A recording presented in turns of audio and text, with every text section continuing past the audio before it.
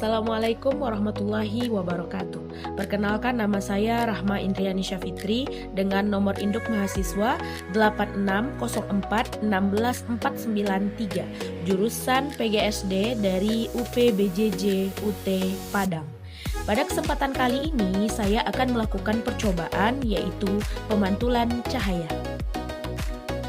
Adapun alat dan bahan yang kita gunakan: cermin datar, cermin cembung, cermin cekung, lampu senter, busur derajat, kertas putih, lilin, layar, dan celah cahaya. Pertama, pemantulan pada cermin datar.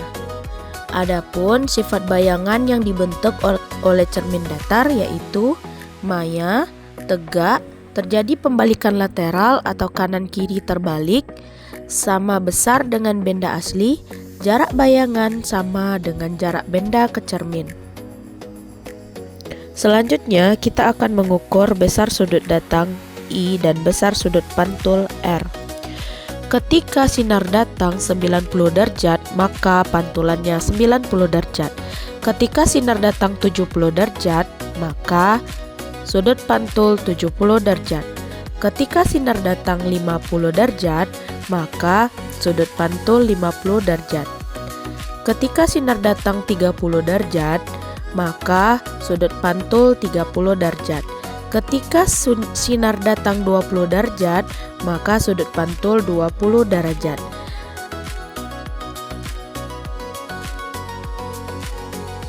Kedua, pemantulan cahaya pada cermin cembung. Sifat bayangan yang dibentuk oleh cermin cembung: bayangan maya, tegak, dan diperkecil, terbentuk di belakang cermin. Semakin jauh benda dari cermin, maka semakin kecil bayangan yang dihasilkan. Pada percobaan pemantulan cahaya menggunakan cermin cembung, jarak bayangan atau titik pemantulan tidak dapat diukur secara pasti. Hal ini disebabkan karena sinar pantul dari cermin cembung bersifat menyebar atau divergen, sehingga tidak membentuk titik fokus nyata yang dapat ditangkap pada layar.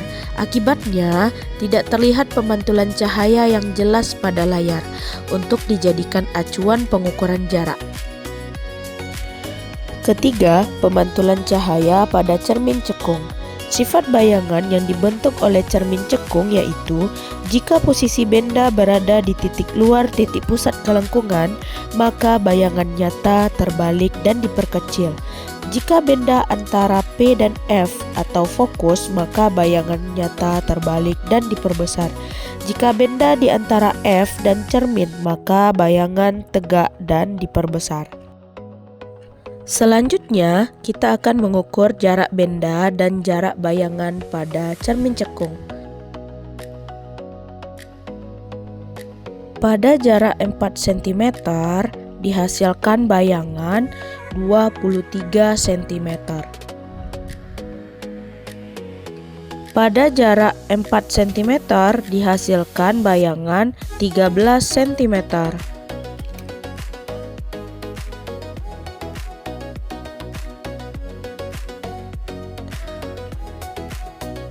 Berdasarkan hasil pengamatan dan pembahasan di atas, dapat disimpulkan bahwa pada cermin datar berlaku hukum pemantulan cahaya, yaitu sinar datang, garis normal, dan sinar pantul terletak pada satu bidang datar, serta besar sudut datang sama dengan besar sudut pantul. Sifat bayangannya adalah maya, tegak, sama besar, jarak bayangan sama dengan jarak benda, dan terbalik sisi.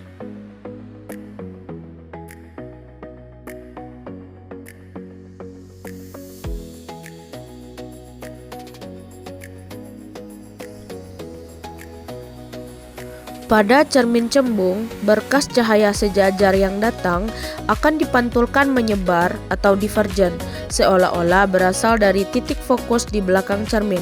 Sifat bayangan yang terbentuk selalu maya, tegak, dan diperkecil, sehingga memiliki bidang pandang yang luas.